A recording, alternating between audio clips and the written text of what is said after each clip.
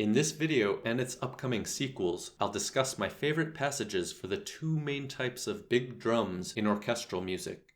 First, the timpani or kettle drums that can be tuned to discernible musical pitches like these.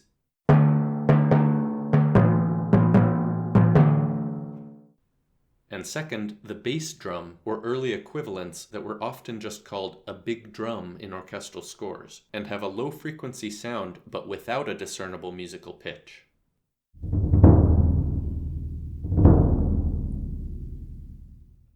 Let's begin in the Baroque era, when timpani were most often combined with trumpets to produce the stereotypical majestic splendor of orchestral music in this era. One of my favorite examples of this is the overture from Handel's Music for the Royal Fireworks, composed in 1749 to accompany a giant fireworks display in London celebrating the end of the War of the Austrian Succession. Notice the enormous orchestra that includes 9 trumpet players and 3 timpanists.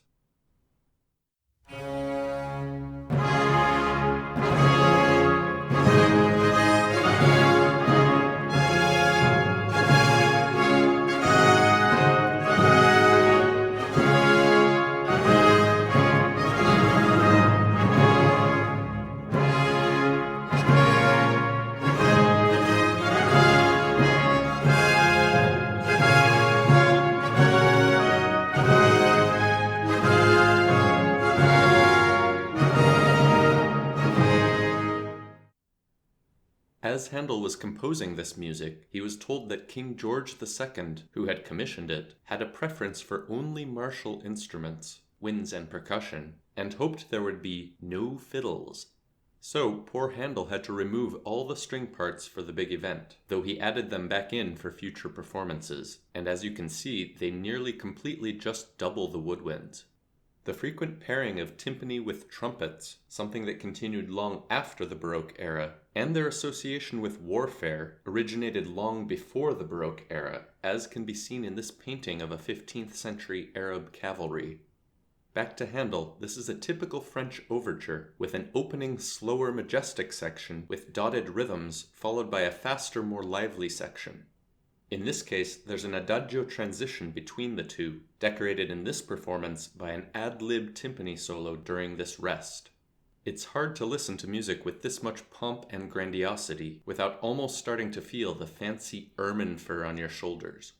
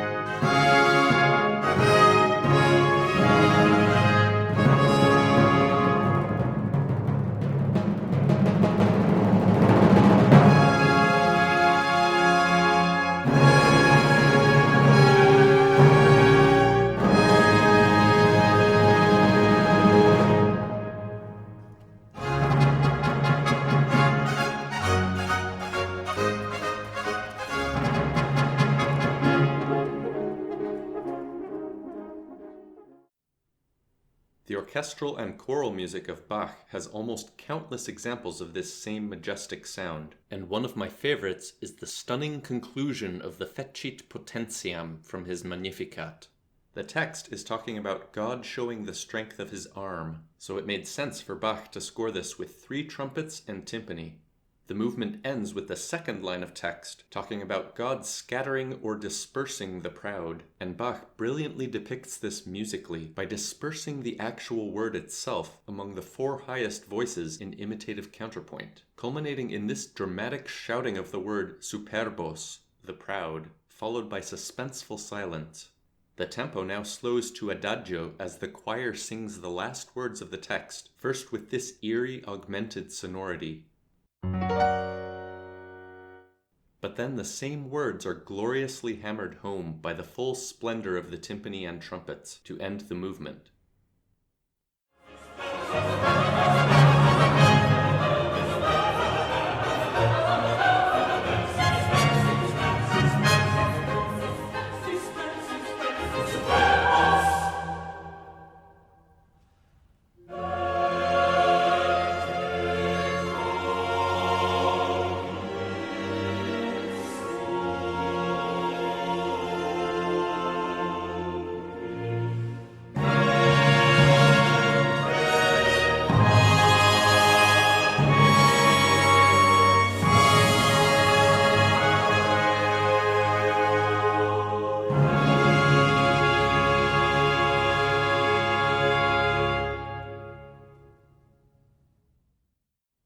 cantatas and other choral music of Bach have so many magnificent festive trumpet and timpani choruses that you could and should listen to them all day. But occasionally he surprises us by scoring an aria with 3 trumpets and timpani, like this bass aria from the BWV 172 cantata. Of course, this is yet another example of Bach's religious symbolism, since the text is talking about the holiest Trinity, represented musically by the 3 trumpets.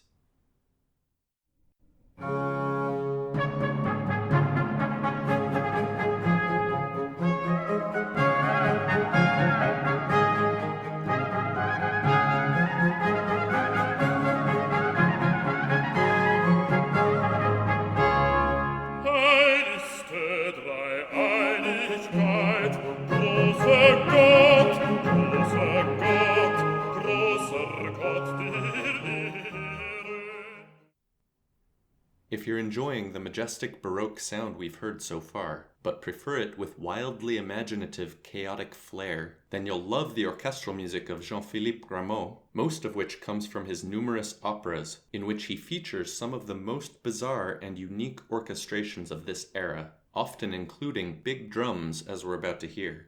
First, listen to the beginning of the overture to his opera The Temple of Glory, an ingenious example of his wild imagination. Notice the scoring for both big flutes and little flutes. These Baroque piccolos have an incredibly piercing sound, especially noticeable when they trill. As you listen to this opening salvo beginning with the timpani, also pay attention to this amazing 4-part additive trill in this performance, though not notated in this score for the violins and flutes, that introduces the second entrance of the timpani.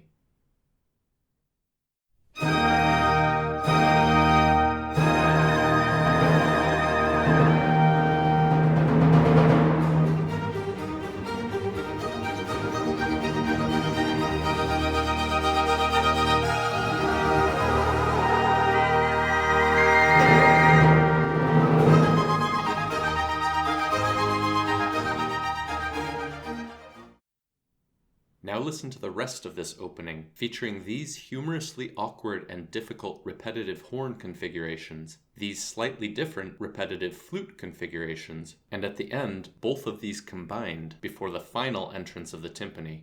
What amazes me most about this music is how it somehow manages to retain some of the Baroque grandeur we heard from Handel and Bach, while simultaneously sounding like it's about to burst at the seams with frenetic energy, almost like a fox wreaking havoc in a henhouse.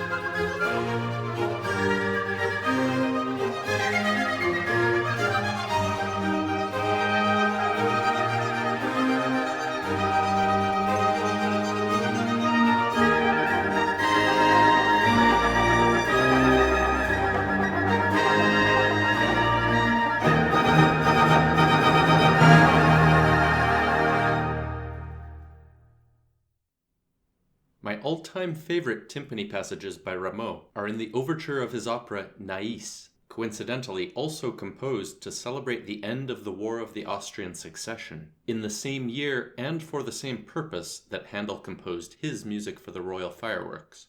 This overture depicts the war between the Titans and Jupiter, with the sudden entrance of these forceful timpani downbeats, while the rest of the orchestra plays these strange syncopations that pervade the remainder of the overture.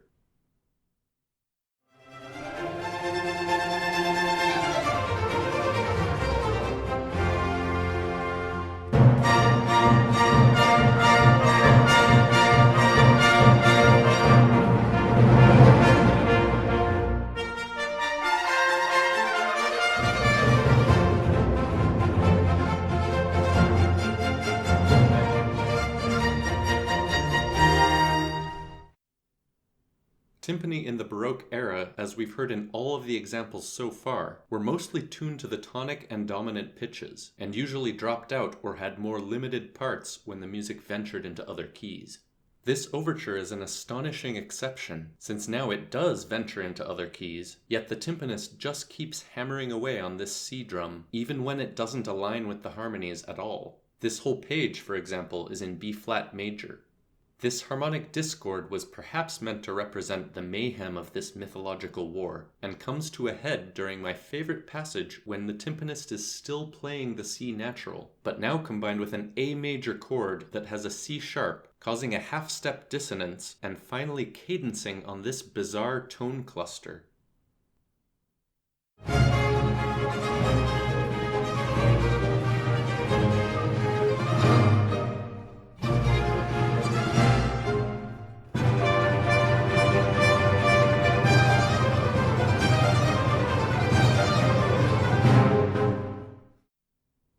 This crazy cadence would sound less strange just going to the expected D minor chord.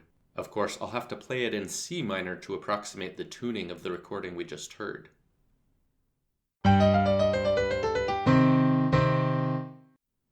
Instead, we actually hear this dissonant chord.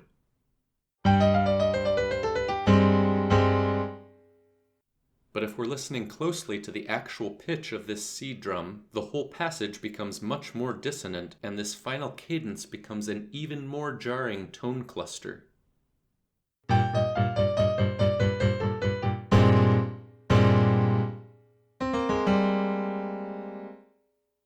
Of course, unlike most orchestral instruments, timpani don't vibrate with only harmonic overtones, and we only perceive an actual musical pitch if they produce enough of what this article calls quasi-harmonic partials. Please check out pauken.org if you have as nerdy a fascination with this as I do. This is the reason different skilled musicians can disagree about how in tune timpani are, or about how much of a pitch can actually be perceived when timpani are struck very forcefully or on a slightly different location of their membranes. All of this to say that it's not completely clear to me whether Rameau was actually intentionally composing these very bizarre dissonances, or whether he just wanted a loud percussive booming sound with a possibly weakly perceptible pitch that listeners might ignore, but that I certainly hear in this recording. Either way, even without the timpani, this is still a dissonant chord that continues as the strange syncopations after the rest.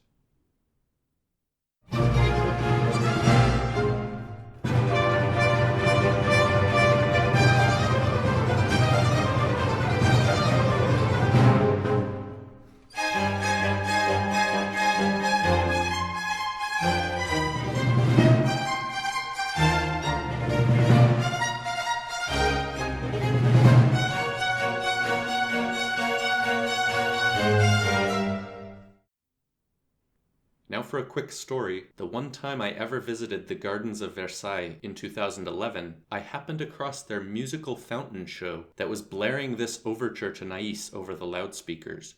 I somewhat snootily identified it, even down to this specific recording, to my non-musician travel companions, who I'm sure correctly thought that I was some sort of eccentric weirdo who might someday create this eccentric YouTube channel. Back to Rameau, it's time for this video's first bass drum example, or at least its first large unpitched drum example, from the overture of, I kid you not, Zais, composed just 1 year prior to Nais. This overture depicts the emergence of the elements out of chaos, starting with this strange unaccompanied solo for a veiled or muted drum, and wandering seemingly aimless harmonies from the rest of the orchestra. Since I've used red for all of the timpani passages so far, I'll instead use blue for the rest of this series for large unpitched drums or bass drums.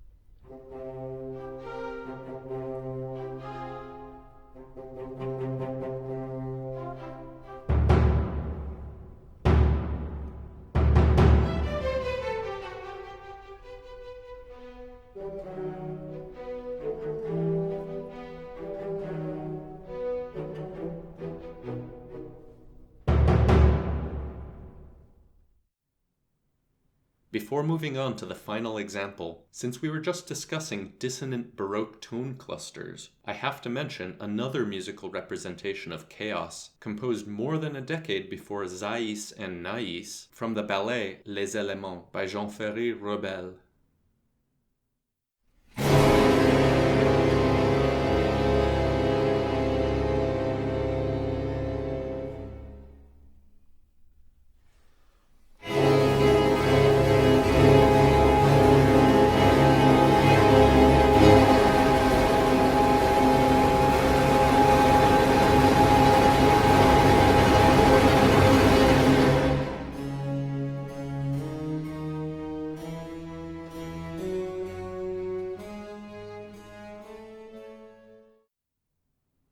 And for anyone who teaches figured bass, here's something to give your students next April Fool's Day. Back to Rameau, for the final example I chose my favorite, and in my opinion the most unique, and possibly the least well known of his many overtures, written for the opera Acanthe et ses Filles. It begins with a slow introduction that ends with this mysterious Phrygian cadence, after which the basses suddenly start playing these repeated tonic notes, accompanied only by a canon. This is notated in the score mostly just with a C above the lowest staff, and I'm highlighting them blue because most performances don't use real cannons, but instead use a large unpitched drum, in this case definitely not muffled like the one from Zaïs.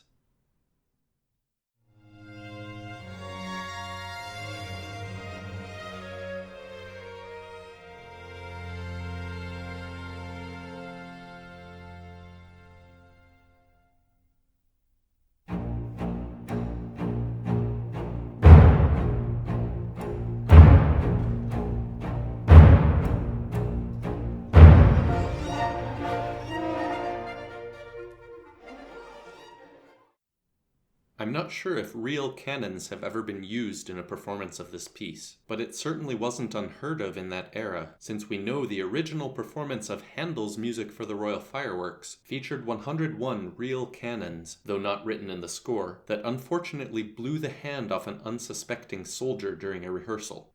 Until this entrance of the whole orchestra in C major, I always find these bars of just basses and cannon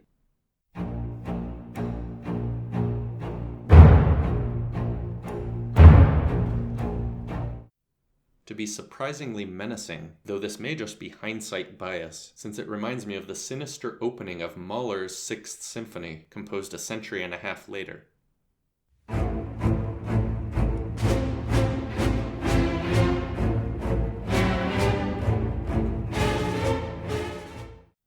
But with the drum or cannon, it also reminds me of this famously terrifying moment from Stravinsky's The Rite of Spring, that features a bass drum and a dissonant polychord that includes 4 differently tuned timpani.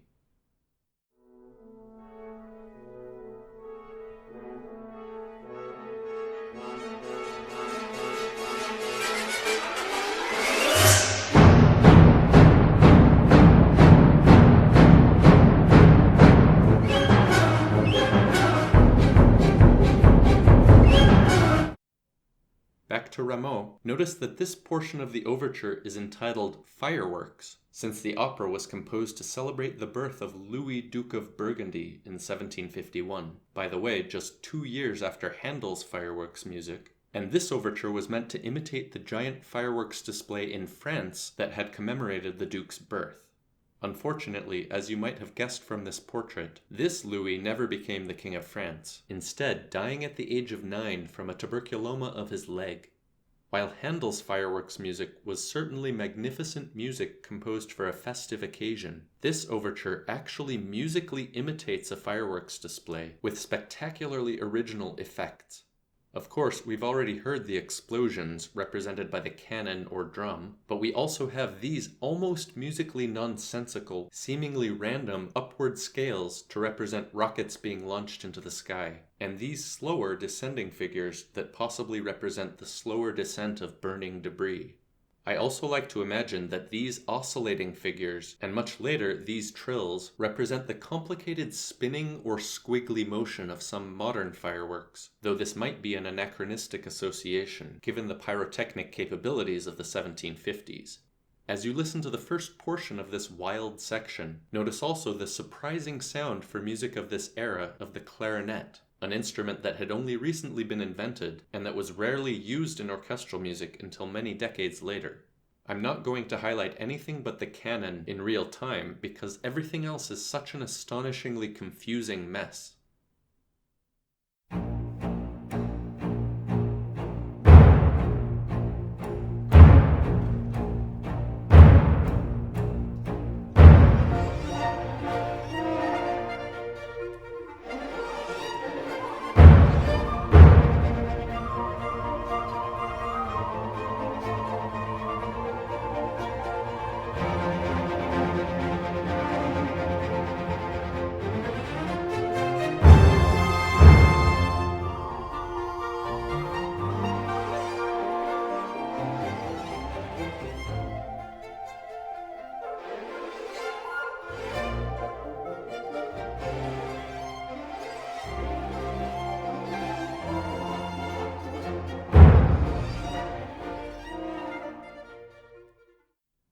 The comparison I made earlier to the Rite of Spring isn't just limited to that initial portion, since you've likely noticed the Stravinsky-esque technique of layering these repetitive, non-melodic ostinato figures as building blocks, and of course the similar feral energy of both compositions. But I have one more specific comparison to make, so now listen up to this moment just before the end, when we hear the most preposterous outburst of upward scales so far.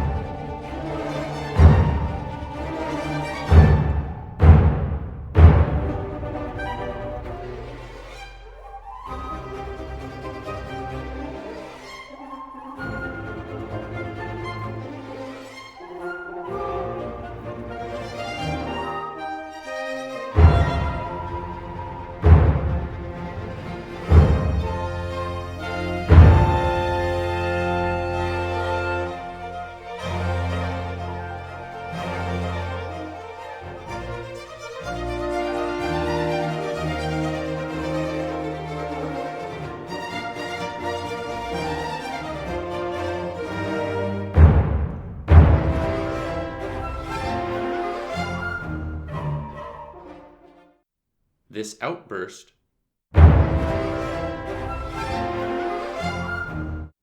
reminds me of the shrieking outbursts from that same Glorification of the Chosen One section of the Rite of Spring from earlier.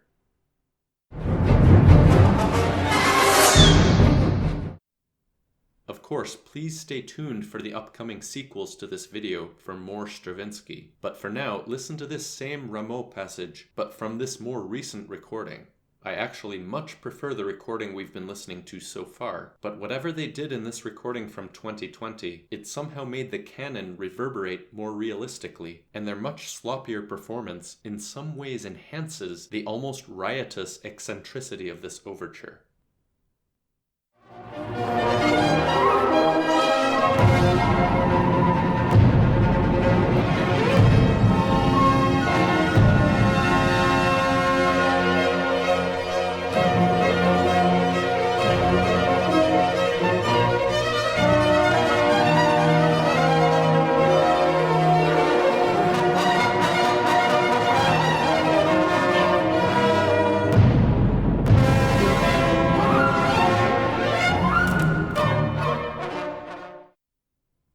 Let's return to the original recording for the stunning final bars of this section, during which, in both of these recordings, the cannon or drum plays in the following locations, even though I don't see anything written in this score. However, this third recording, also from 2020, doesn't play any of these except for this one at the very end. I don't usually give up when investigating discrepancies that vex me like this, but I can't figure out the answer to this one. So if I happen to have any scholars of mid-18th century French opera orchestration in my audience, please help us out in the comments section. Now, to end this video, listen to these spectacular final bars.